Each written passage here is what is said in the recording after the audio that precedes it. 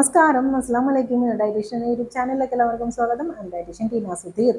ഇന്ന് heart attack വളരെ common ആയിട്ട് കണ്ടുവരുന്നുണ്ട് അല്ലെ. ചെറുപ്പക്കാരൊക്കെ വളരെ കുഴഞ്ഞു വീണിട്ട് വേഗം തന്നെ കുഴഞ്ഞു വീണ് ഇങ്ങനെ അറ്റാക്ക് വരാറുണ്ട്.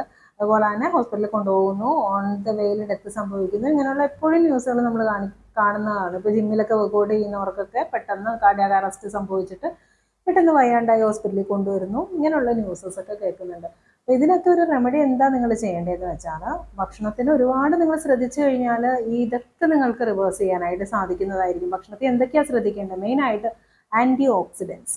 ആൻറ്റി ഓക്സിഡൻസ് എന്ന് പറഞ്ഞാൽ എന്താണ്? ആൻറ്റി ഓക്സിഡൻസ് എന്ന് പറഞ്ഞാൽ നമ്മുടെ ബോഡിയിൽ ഫ്രീ റാഡിക്കൽസ് ഉണ്ടാവും ചില സമയങ്ങളിൽ. ഇപ്പോൾ നിങ്ങൾക്ക് ഇംപ്രോപ്പർ ആയിട്ടുള്ള സ്ലീപ്പാണ്, ഉറക്കം തീരെ കിട്ടുന്നില്ല, നിങ്ങൾ വളരെയധികം സ്ട്രെസ്ഫുൾ ആയിട്ടുള്ള ഒരു ലൈഫാണ് നിങ്ങൾക്ക്. അതുപോലെ തന്നെ നിങ്ങളുടെ ഫുഡ് ഹാബിറ്റ് എന്ന് പറഞ്ഞാൽ എപ്പോഴും ഫാസ്റ്റ് ഫുഡ് കഴിക്കുക, ന്യൂട്രിയൻസ് ഒട്ടും കിട്ടുന്നില്ല, വെജിറ്റബിളും ഫ്രൂട്ട്സും ഒന്നും നിങ്ങളുടെ ഡയറ്റിൽ നിങ്ങൾ ഇൻക്ലൂഡ് ചെയ്യുന്നില്ല. ഇങ്ങനെയുള്ളൊരു ഹാബിറ്റിലാണ് നിങ്ങൾ സ്ഥിരം പൊയ്ക്കൊണ്ടിരിക്കുന്നതെങ്കിൽ എന്താ സംഭവിക്കുക എന്ന് പറഞ്ഞാൽ ഫ്രീ റാഡിക്കൽസ് ഉണ്ടാവും. അതുപോലെ തന്നെ ഫ്രീ റാഡിക്കൽസ് ഉണ്ടാവാനുള്ള വേറൊരു കാര്യമാണ് ഓവർ വർക്കൗട്ട് അമിതമായിട്ട് ചെയ്യുക. ഡയറ്റ് പ്രോപ്പറും അല്ല, വർക്കൗട്ട് നന്നായിട്ട് ചെയ്യുന്നതുകൊണ്ട് പിന്നെ വർക്കൗട്ട് തീരെയില്ല. ഈ രണ്ട് കണ്ടീഷനിലും ഫ്രീ റാഡിക്കൽസ് നമ്മുടെ ബോഡിയിൽ കൂടുതലായിട്ട് ഉൽപ്പാദിപ്പിക്കപ്പെടും. ഈ ഫ്രീ റാഡിക്കൽസിനെ തടയാൻ വേണ്ടിയിട്ട് നമ്മൾ ഭക്ഷണത്തിൽ നിന്ന് കിട്ടുന്ന സബ്സ്റ്റൻസ് ആണ് ഈ ആൻറ്റി ഓക്സിഡൻസ് എന്ന് പറയുന്നത്. ആൻറ്റി ഓക്സിഡൻസ് ഒരു ഇലക്ട്രോണ് ഫ്രീ റാഡിക്കൽസിന് നൽകും. അപ്പോൾ ഫ്രീ റാഡിക്കൽസ് ഇങ്ങനെ നമ്മുടെ സെൽസിനെയൊക്കെ ഇങ്ങനെ അറ്റാക്ക് ചെയ്യാൻ വേണ്ടി നിൽക്കുമായിരിക്കും. അപ്പോൾ ഒരു ഇലക്ട്രോൺ നൽകുമ്പോൾ ഫ്രീ റാഡിക്കൽസ് ഒന്ന് ശാന്തമാവും. പിന്നീട് ഫ്രീ റാഡിക്കൽസ് വീണ്ടും അറ്റാക്ക് ചെയ്യാനായിട്ട് വരുമ്പോൾ ഒരു ഇലക്ട്രോൺ കൂടെ നമ്മുടെ ആൻറ്റി ഓക്സിഡൻസ് നൽകുന്നുണ്ട്. ആൻറ്റി ഓക്സിഡൻസ് തീരെ ഇല്ലെങ്കിൽ എന്താ പറ്റുക? ഇലക്ട്രോൺസ് ഒന്നും ഫ്രീ റാഡിക്കൽസിന് കിട്ടത്തുമില്ല. അത് നമ്മുടെ സെൽസിനെയൊക്കെ അറ്റാക്ക് ചെയ്ത് ഡാമേജ് ആക്കി നമ്മളെ ഒരു രോഗിയാക്കി മാറ്റും. Antioxidants vitamin A, vitamin C, vitamin E, lycopene, glutathione തുടങ്ങിയ ഒരുപാട് ആൻറ്റി ഓക്സിഡൻസ് ഉണ്ട് കേട്ടോ. ഇതൊക്കെ ഫുഡിൽ നിന്നാണ് കിട്ടുന്നത്. മെയിനായിട്ട് വെജിറ്റബിൾ, ഫ്രൂട്ട്സ്, നട്ട്സ്, ഇതിൽ നിന്നൊക്കെയാണ് കൂടുതൽ നമുക്ക് ആൻറ്റി ഓക്സിഡൻസ് കിട്ടുന്നത്. ഈ ആൻറ്റി ഓക്സിഡൻസ് മാത്രം പോരാ, ഇത് ഫുഡിൽ നിന്ന് കിട്ടിയിട്ട് കാര്യമില്ലല്ലോ, ഇത് ബോഡിയിലോട്ട് അബ്സോർബ് ചെയ്യണ്ടേ. ഈ ബോഡിയിലോട്ട് ആൻറ്റി ഓക്സിഡൻസ് അബ്സോർബ് ചെയ്യാൻ വേണ്ടിയിട്ട് മെയിനായിട്ട് വേണ്ടത് മിനറൽസ് ആണ്. Iron, copper, zinc, selenium, manganese തുടങ്ങിയ മിനറൽസ് ഒക്കെ ആൻറ്റി ഓക്സിഡൻസ് അബ്സോർബ് ചെയ്യാൻ വേണ്ടിയിട്ട് അത്യാവശ്യമാണ്. കോപ്പർ മെയിനായിട്ട് നമുക്ക് ലഭിക്കുന്നത് എന്ത് ചെയ്യുന്നതെന്ന് നമുക്ക് നോക്കാം. വെള്ളക്കടലയിൽ നിന്ന് ലഭിക്കുന്നുണ്ട്. അതുപോലെ തന്നെ സൺഫ്ലവർ സീഡ്സ്, സൂര്യകാന്തിയുടെ വിത്തില്ലേ, അതിൽ നിന്ന് ലഭിക്കുന്നുണ്ട്. അത് കുതിർത്തിട്ട് യൂസ് ചെയ്യുന്നതാണ് കേട്ടോ ബെറ്റർ. പിന്നെ അതുപോലെ തന്നെ കാഷ്യൂനട്ടിൽ നിന്ന് ധാരാളം കോപ്പർ ലഭിക്കുന്നുണ്ട്. അതുപോലെ അടുത്ത ന്യൂട്രിയൻ്റാണ് സെലിനിയം ഒരു മിനറലാണ്. സെലിനിയം ലഭിക്കുന്നത് മെയിനായിട്ട് നമ്മുടെ ബ്രേസൽ നട്ടിൽ നിന്നാണ്. ബ്രേസൽ നട്ട്സിൽ നിന്ന് നന്നായിട്ട് സെലിനിയം ലഭിക്കുന്നുണ്ട്. മാംഗനീസ് ലഭിക്കുന്നത് സ്പിനാച്ച്, പച്ച നിറത്തിലുള്ള ഒരു തരം ചീര അറിയാലോ, സ്പിനാച്ചിൽ നിന്ന് നന്നായിട്ട് കിട്ടുന്നുണ്ട്. അതുപോലെ തന്നെ പംകിൻ സീഡ്സിൽ നിന്ന് നന്നായിട്ട് ലഭിക്കുന്നുണ്ട്. ബ്രൗൺ റൈസിൽ നിന്ന് മാംഗനീസ് നന്നായിട്ട് ലഭിക്കുന്നുണ്ട്. ഇങ്ങനെ എല്ലാ ന്യൂട്രിയൻസും നമ്മൾക്ക് അത്യാവശ്യമാണ്. മെയിനായിട്ട് ഇതുപോലെയുള്ള മിനറൽസ്, ഈ മിനറൽസ് നമ്മുടെ ബോഡിയിൽ ലഭിച്ചാൽ മാത്രമേ ആൻറ്റി ഓക്സിഡൻസ് ബോഡിയിലോട്ട് അബ്സോർബ് ആവുള്ളൂ. ഇതൊക്കെ ഇപ്പോൾ ചെസ്റ്റ് പെയിൻ ഒക്കെ ഉണ്ടെങ്കിൽ നിങ്ങൾ ആദ്യം എന്തായിരിക്കും ടെസ്റ്റ് ചെയ്യുക? കൊളസ്ട്രോൾ ലെവലൊന്നും പോയി നോക്കുമല്ലോ, എൻ്റെ കൊളസ്ട്രോൾ കൂടുതലാണോ, ഇനി അതുകൊണ്ട് അറ്റാക്ക് വരുമോ? പക്ഷേ കൊളസ്ട്രോൾ ഉള്ളവർക്കും വരാറുണ്ട്. എന്നാലും ആൻജിയോപ്ലാസ്റ്റി ഒക്കെ ചെയ്ത ഒരുപാട് പേഷ്യൻസിന് കൊളസ്ട്രോൾ നോർമൽ ആയിരിക്കും. എന്നാൽ പോലും എന്തുകൊണ്ടാണ് ഈ ആൻജിയോപ്ലാസ്റ്റി ചെയ്യേണ്ടി വരുന്നത്? വേറെ കുറേ കാര്യങ്ങളുണ്ട് അതിൻ്റെ പിന്നിൽ. നിങ്ങൾ ഇമ്പോർട്ടൻ്റ് ആയിട്ട് നിങ്ങൾക്ക് അങ്ങനെ ഒരു ഡൗട്ട് ഉണ്ടെങ്കിൽ കൊളസ്ട്രോൾ ചെക്ക് ചെയ്യാം. അതിനോടൊപ്പം തന്നെ ചെക്ക് ചെയ്യേണ്ട ഒരു കാര്യമാണ് ഹോമോസിസ്റ്റീൻ ലെവല് മാനേജബിൾ അല്ലെങ്കിൽ എന്താ സംഭവിക്കുക എന്ന് പറഞ്ഞാൽ നിങ്ങളുടെ ബ്ലഡ് വെസൽസ് ഒക്കെ വളരെയധികം സ്റ്റിഫ് ആവും. അപ്പോൾ അതുകൊണ്ട് തന്നെ ഹാർട്ട് അറ്റാക്ക് വരാനുള്ള സാധ്യതകൾ കൂടുതലുമായിരിക്കും. അപ്പോൾ ഹോമോസിസ്റ്റീൻ ലെവല് കറക്റ്റായിട്ട് മെയിൻറ്റെയിൻ ചെയ്യാൻ വേണ്ടിയിട്ട് സാധാരണ എല്ലാവരും മെഥിയോനിൻ എടുക്കും. മെഥിയോനിൻ കൂടുതലായിട്ട് അടങ്ങിയിട്ടുള്ള ഭക്ഷണങ്ങൾ, അതായത് പയറുവർഗ്ഗങ്ങളൊക്കെ കൂടുതൽ കഴിക്കാൻ തുടങ്ങും.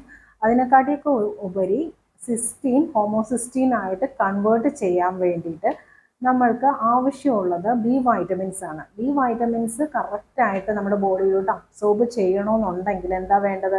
ഗട്ടിൻ്റെ ഹെൽത്ത് ഓക്കെ ആയിരിക്കണം. അതായത് വയറ് എപ്പോഴും ക്ലിയർ ആയിരിക്കണം, നല്ല ബാക്ടീരിയാസ് വേണം.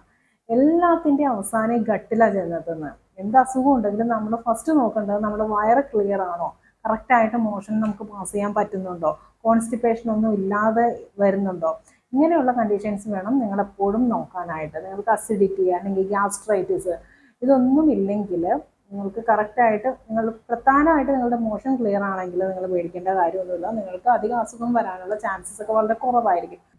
ഇപ്പം നമ്മൾ കൊളസ്ട്രോളൊക്കെ ചെക്ക് ചെയ്തു, ഹോമോസിസ്റ്റിൻ ലെവൽ ചെക്ക് ചെയ്തു, ഒക്കെ കുഴപ്പമില്ല.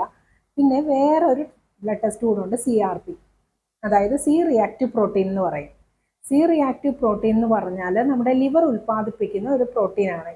ഈ CRP എലിവേറ്റഡ് ആണെങ്കിൽ നമ്മുടെ ബോഡിയിൽ എന്തെങ്കിലും ഇൻഫ്ലമേഷൻ ഉണ്ടെന്നാണ് അത് സൂചിപ്പിക്കുന്നത്. ഇപ്പം നിങ്ങൾക്ക് വിട്ടുമാറാത്ത പനി വരികയാണ്, ഇടവിട്ട് പനിയും ചുമയൊക്കെ വരികയാണെങ്കിൽ, അല്ലെങ്കിൽ ഛർദി വരികയാണ്, ഓക്കാനിക്കാൻ വരികയാണ്, ഹാർട്ട് ബീറ്റ് വല്ലാണ്ട് കൂടുന്നുണ്ട്, ഹാർട്ട് ബീറ്റ് ഇറഗുലർ ആയിട്ടുള്ള ഒരു റിതമായിട്ട് നിങ്ങൾക്ക് തോന്നുന്നുണ്ട്, അല്ലെങ്കിൽ നമ്മുടെ കയ്യിലും കാലിലും ഒക്കെ ചെറിയ നീര് പോലെ, ഒരു നീർവീഴ്ച പോലെ തോന്നുന്നുണ്ട്, കയ്യിലും കാലിലും ഒക്കെ ആ നീരിൽ തന്നെ ചെറിയൊരു റെഡിഷ് കളർ നിങ്ങൾക്ക് വരുന്നുണ്ട്, ഇങ്ങനെയുള്ള കണ്ടീഷൻസ് ഒക്കെ നിങ്ങൾക്ക് ഉണ്ടെങ്കിൽ നിങ്ങൾ CRP ടെസ്റ്റ് തീർച്ചയായിട്ടും ഒന്ന് ടെസ്റ്റ് ചെയ്ത് നോക്കാം.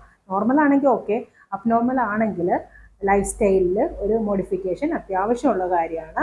ഡയറ്റ് പ്രോപ്പറായിട്ട് എടുക്കാം. അതായത് ഡയറ്റ് എന്ന് പറഞ്ഞാൽ എന്താ പറയുക, ഒരുപാട് പട്ടിണി കിടക്കുന്നൊന്നും അല്ല കേട്ടോ ഡയറ്റ്.